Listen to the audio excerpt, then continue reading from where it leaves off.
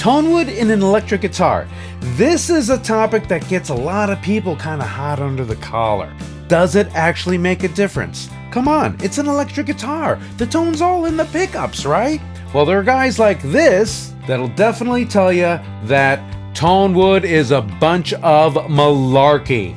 Hogwash, poppycock, shilly-shally, pull the wool, blarney, bogus, cock and bull, scam, sham, and just a touch of white lie. Or is it white limba? You know, white limba is actually Karina. You know, Karina is just a word that Gibson made up, so it's not even real. ToneWood doesn't even really exist. Then there are guys on the other side of the camp, guys like this, who studied industrial design and build guitars that look like this. They'll tell you that ToneWood is definitely a real thing. Definitely. ToneWood, miracle of nature or a complete myth? That's what we're talking about today on Ray Plays Guitar. Let's get ready to rumble! Let's get into it. Yeah, so I've watched a few of Glenn's videos, and let me just talk about one of the things that he does, is when he does these comparisons between guitars, often he'll use very distorted sounds. And that's fine, except keep in mind that when you are distorting the tone, what you're really doing is you're driving it to the point of destruction. You're destroying the tone at that point. So it's like comparing two buildings that you just dropped bombs on. They both look like just piles of rubble. And that's what happens when you're comparing guitars that are using heavily distorted tones. And so maybe that's one of the reasons why Glenn always arrives at the conclusion that no, ToneWood is a bunch of malarkey. It all is about the pickup. And even between pickups, he's like, there's really not much difference. And to his point, what he's often talking about is from the listener's point of view. Can you tell any of the details about the guitar just from listening to the tone? And the answer is usually no, not at all. You can't tell what's going on just from hearing the tone. Oh yeah, that guitar, let me hear. Yep, that has definitely a ebony fingerboard with a mahogany body. It does have a maple cap, but it's not a flame maple. No, it's a plain maple top. Yeah, you can hear it. You can hear the plainness in the tone. No, you can't, especially from a listener's point of view, listening to a recorded piece of audio. Now, I posit that the closer you are to the source, the more details you are going to be able to perceive, and the more totality of the tone you are going to be able to consume. You can't get any closer than playing the instrument. From this vantage point, you can hear the difference that Wood has on different guitars. Now, before you say, Ray, you're full of BS, let's just think about this logically. If Wood had no effect on the tone of an electric guitar, and you think that all the tone comes from the pickups, that means every guitar that has the same set of pickups should sound exactly the same. But we all know that not to be true. If you take a PAF pickup and put it in a Les Paul, it'll sound like that. You take that same pickup and put it in a 335, it will sound different. The nature of a 335, it sounds different than a Les Paul. There's air around the note. There is the way that the attack happens on a ES335. The tone dips much more rapidly right after the attack, and it doesn't happen as rapidly on a Les Paul. Things like that. There are differences. Now, the further you get away from the source, those differences are less discernible. And especially if you just record it and step away, it's very difficult.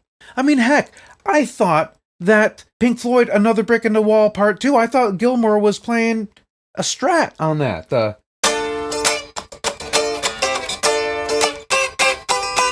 Sorry, I'm all out of tune. I thought that was a Strat. No, turns out to be a gold top Les Paul with P90s with the pickup selector in the middle position. But I bet if I was in the studio standing next to David Gilmour blindfolded and he was going in between that Les Paul and an actual Strat and asked me to tell the difference, I'll bet you I can definitely tell the difference. I bet most people could tell the difference at that point because the difference is drastic. Now again, we're splitting hairs. To most people, yeah, it all sounds like guitar. Yeah, They all sound like guitar, for sure. You know, I go to these wine tastings, buddy. I'm not interested in the gobbledygook that they talk and the nutty overtones and the tannins and the blah blah blah. I don't care. I taste it. I like it. I taste it. I don't like it. And I don't really care about the gobbledygook. And that's kind of my attitude towards guitars too. Except that I am more interested in what goes into a guitar. I mean, it is what it is. You either play the guitar and it sounds good and you like it, or you don't. But to say that wood does not have an effect on the tone, I don't know. Meet this guy, Ulrich Teuffel. He started building guitars in the 80s, but he studied industrial design in the early to mid 90s. And the first guitar he built after that experience was this model. This is called the Birdfish. And what he wanted to do was build a Fender style guitar, more or less, but strip away all the fat and only include the necessary ingredients to make a functional guitar that sounds like something that we are familiar with. And he came up with this design. It has a very minimal aluminum frame with two main pieces and then a center piece underneath the strings. But the most fascinating part of this guitar are the two tone bars. And yes, he calls them tone bars, which Ulrich says alters the sound of the guitar. And it definitely does. Now, these guitars usually come with different tone bars. You can have mahogany bars, alder bars, and when you switch out these bars, you hear a difference in tone. You really do. Now, I've had the pleasure of playing one of these Birdfish guitars, and I've witnessed it firsthand. You put on the mahoganies, and it sounds more like a Gibson-style guitar. You put on the alder, and it sounds more like a Fender guitar. Does it sound just like it? No, of course not. Look at it. It's completely different. But my point is, do you hear a difference in tone? Yes, definitely. It is undeniable. Now, I haven't really found a good video that really demonstrates the differences in the sound when you change out the tone. And again, the further away you get from the source, the less of a difference you're going to hear, the less of the details you are going to be able to discern. So by the time it gets recorded and you're listening to it on your delivery system, you'll be able to hear a difference, but it's not going to be as drastic as the difference you would notice if you were in the room or playing the guitar yourself. Don't get me wrong. We can always fool ourselves into thinking one thing or another. I mean, this has happened to me. You're in the studio with an engineer and you're like, oh, hey, can you put a little more of this or a little more of that? And the engineer's like, sure. And he's doing the fake, he's not turning the knob. He's just pretending to turn the knob. And he's like, yeah, how about that? You're like, oh, yeah, that's great. Nothing has changed. I've done that to myself where I'm actually moving the wrong fader. But just listening and going, oh, yeah, that's better. No, you just moved the wrong fader.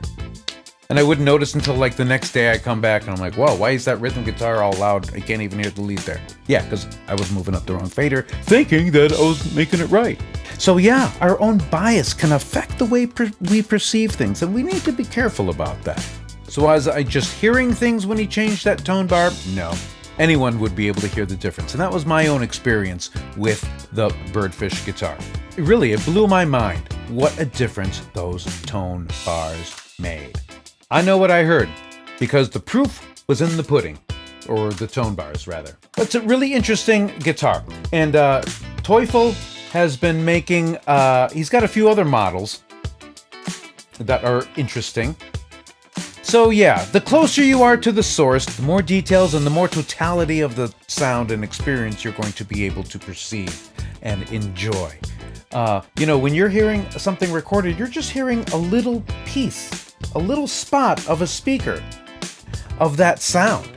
And it's really hard to judge the totality of something from just that little tiny vantage point and that tiny little bit of it, when really we're talking about the whole thing. And so when you're playing a guitar, that's when you can really hear the difference and really experience all those details. And I hate it when somebody says, oh, you know, the guy in the third row is not going to be able to tell the difference. But it's really not about the guy in the third row. I want things to be nice and I want things to sound good for me. Because if things are right, then I'm playing better.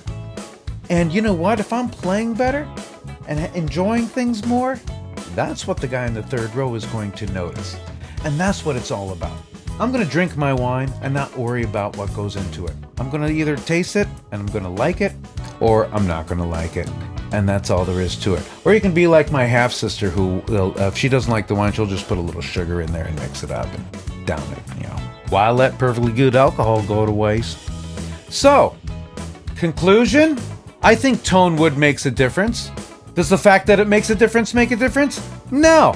Play the guitar you want to play the wood you want to play, and think what you want to think and live your life, just as long as you don't hurt anybody, all right? Or yourself, please.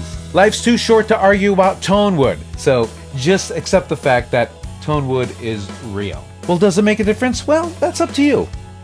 How much of a difference that fact is going to make in your life? You know where the comment area is. Have at it, folks. Hey, if you enjoyed this video, please do me a favor. Hit that like button, share this video with your friends, subscribe to my YouTube channel, hit that notification bell. But most of all, thank you so much for hanging out with me today. Hope you had some fun. We'll see you next time.